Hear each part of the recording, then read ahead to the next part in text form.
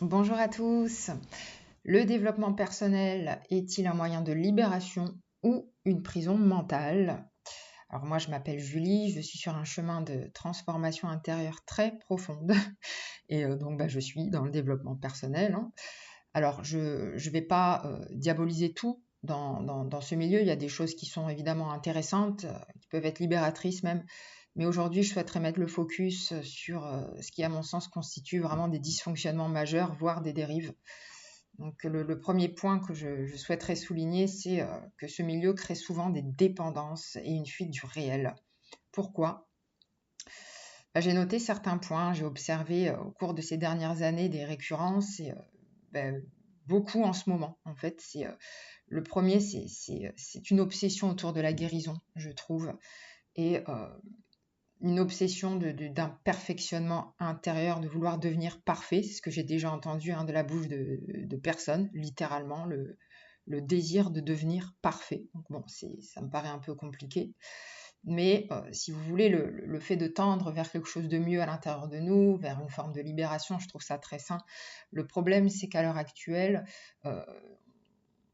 on est un peu considérés pour tout et pour rien comme des gens malades qui devront guérir de choses qui n'ont pas nécessité d'être guéries parce que c'est pas grave du tout en fait. Je vais vous donner un exemple. Quelqu'un va nous dire quelque chose, ça va nous faire réagir, on sent qu'on va un peu grincer des dents intérieurement parce que ce qu'il nous dit, ça nous déplaît. Eh ben, c'est qu'on a forcément quelque chose à guérir. On a forcément une blessure à libérer. Alors si évidemment on est dans quelque chose de très profond qui nous appuie sur des trucs pas possibles, je veux bien qu'on aille libérer quelque chose. Mais si c'est des choses de la vie quotidienne où on n'a presque plus le droit de juste froncer des sourcils parce que quelque chose nous dérange, là il y a un problème quoi. Il y a vraiment une notion d'équilibre à retrouver, de discernement, et c'est vrai que mon podcast va beaucoup tourner autour de...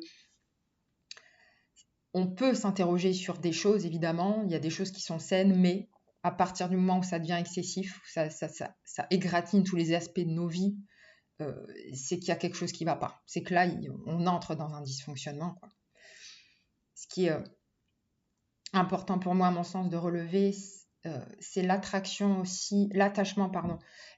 très fort à quelque chose d'extérieur à nous-mêmes. Si vous voulez, on peut se trouver des fois dans des situations de vie qui nécessitent un regard extérieur, qui nécessitent qu'on va demander une aide extérieure. Voilà, moi j'accompagne des gens par exemple et je sais que ça peut être nécessaire. Moi-même, quand j'en ressens le besoin, quand j'ai ressenti le besoin, je me suis fait aider par des gens. Ça peut encore m'arriver de demander à une personne de m'offrir son regard extérieur, si vous voulez.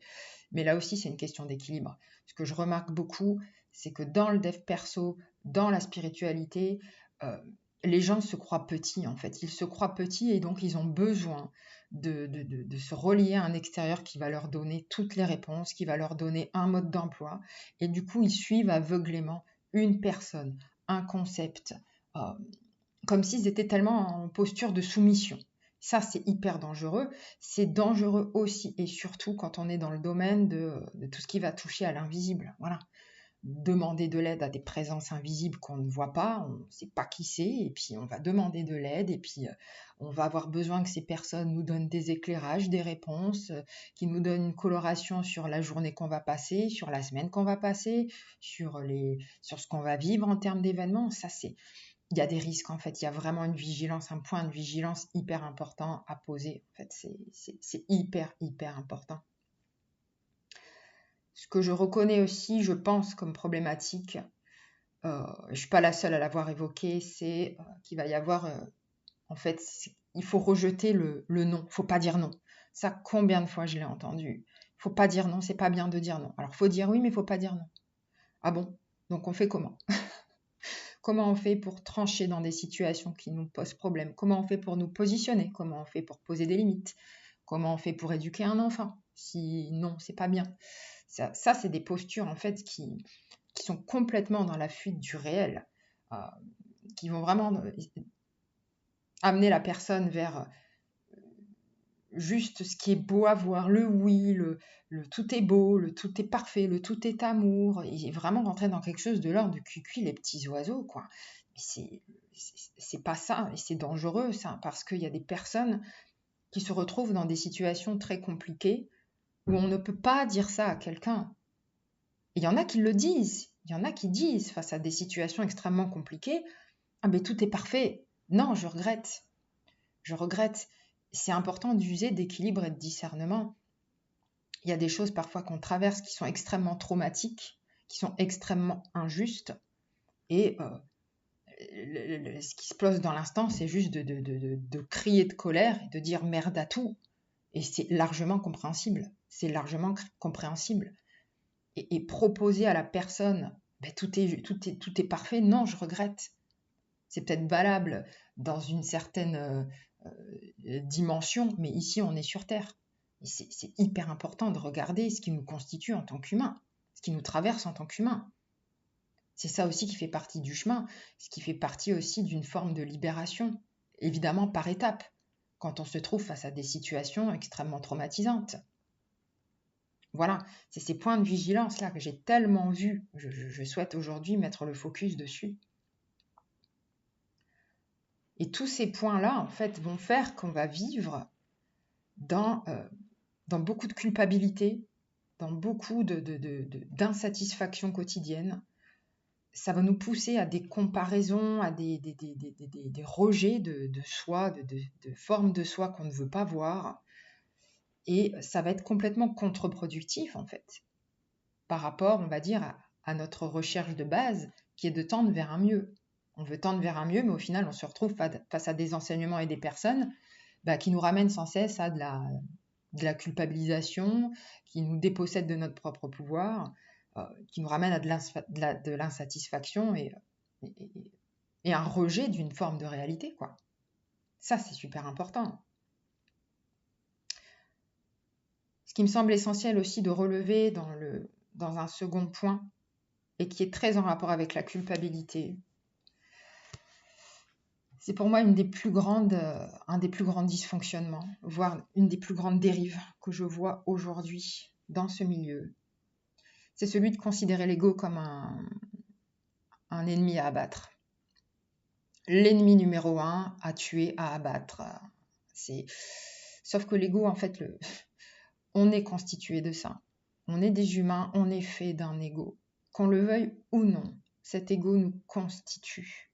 Nous sommes faits de cela. Alors, c'est peut-être pas évidemment notre nature intrinsèque pour les personnes qui sont dans le dev perso, qui cultivent une reliance avec plus grand, mais on est des humains.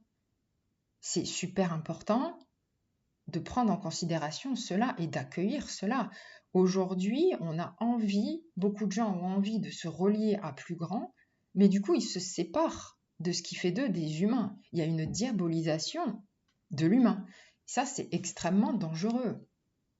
Ça coupe complètement la personne de ses ressentis humains, de la nécessité de vivre ses ressentis humains, de vivre sa vie, de vivre ses désirs humains, d'accueillir ses réactions, en fait.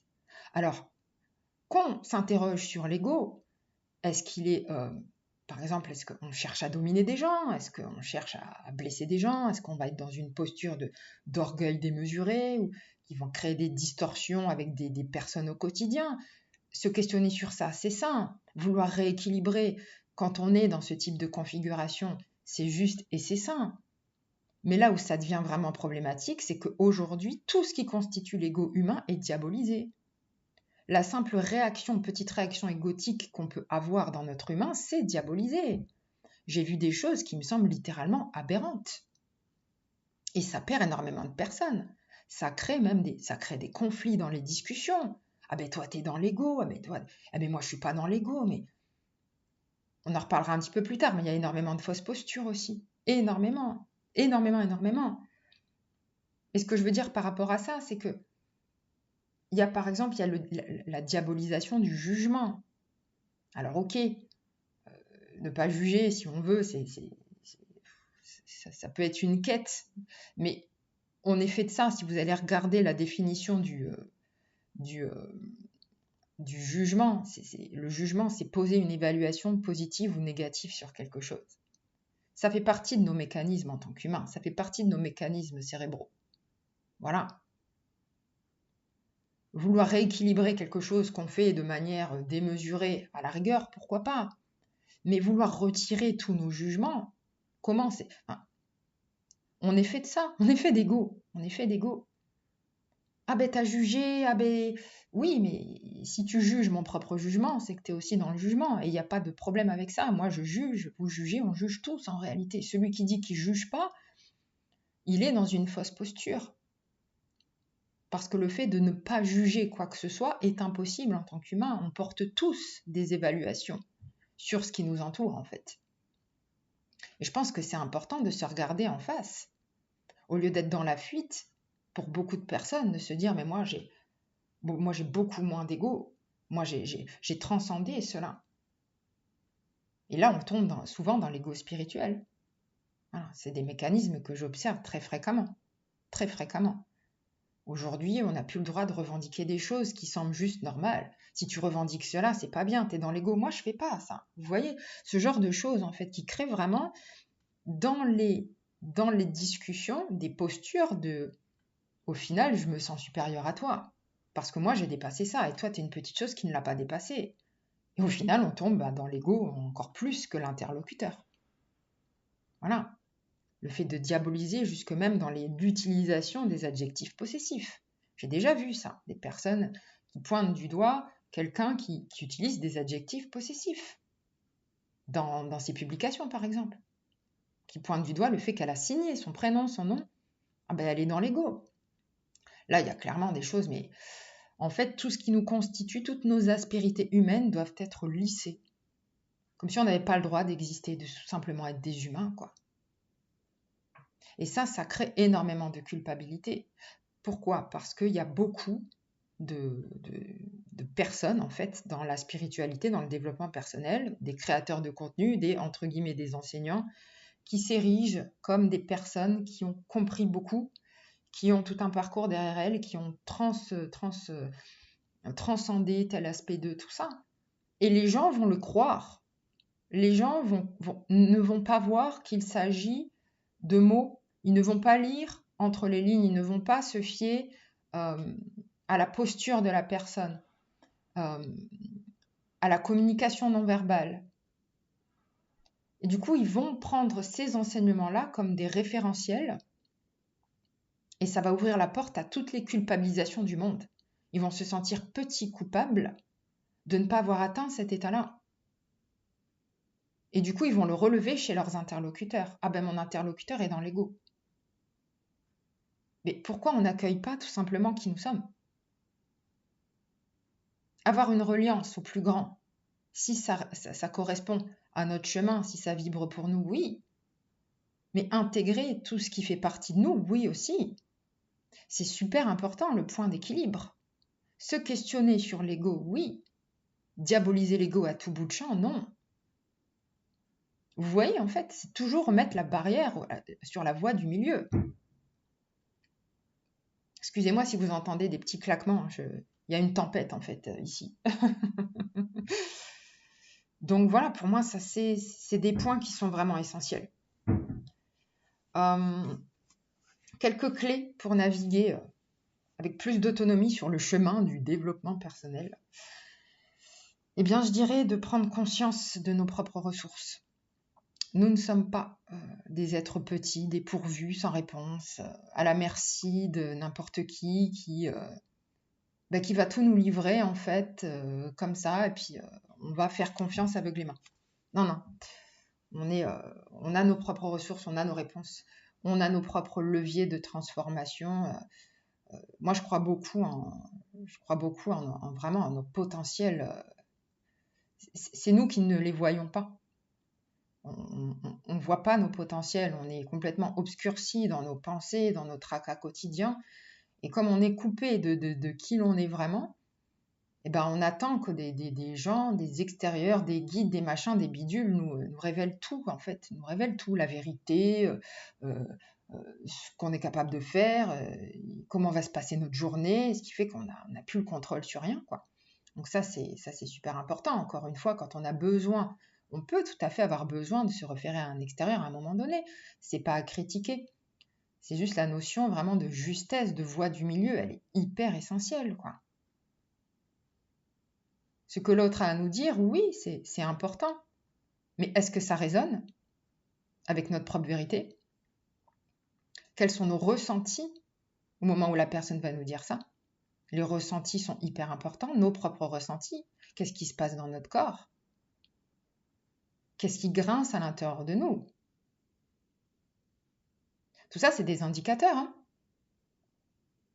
Faire attention aux mots de la personne quand elle raconte son cheminement, quand elle raconte son parcours, quand elle dit avoir compris ou dépassé certaines choses, et que vous sentez que en filigrane, elle est dans une fausse posture.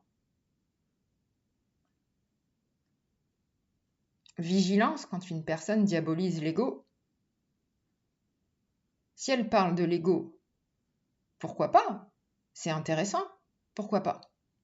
Mais si elle est dans une diabolisation à outrance de cette partie-là, c'est qu'elle n'accepte pas cette partie-là chez elle,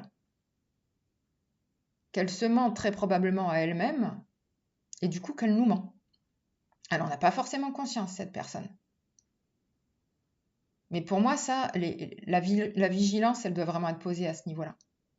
Parce que souvent, elle va être dans un discours de culpabilisation, en fait.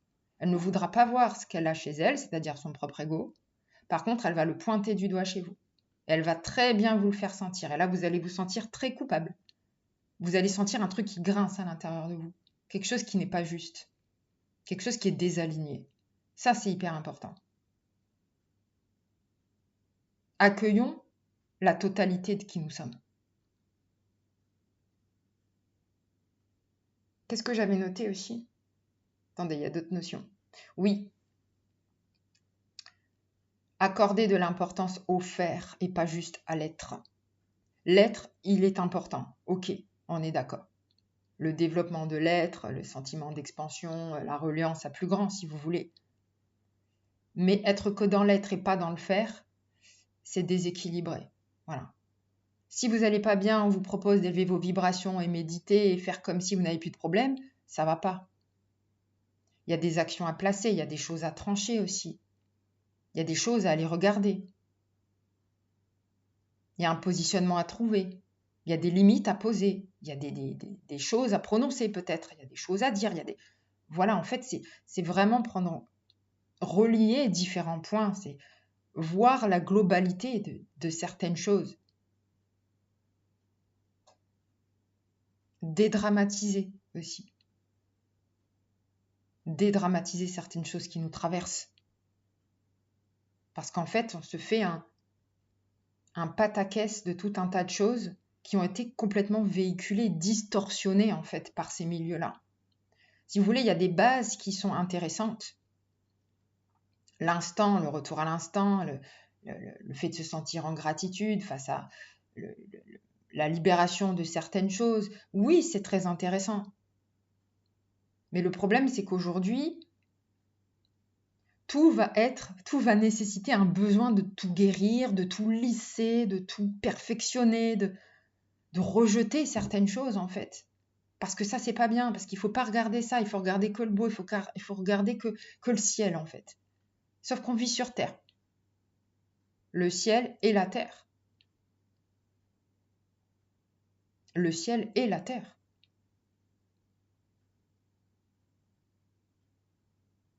La reliance à plus grand est ce qui nous constitue tout simplement en tant qu'humains. Toutes nos aspérités d'humains. Regardons-les, acceptons-les. Vivons dans la simplicité de qui nous sommes.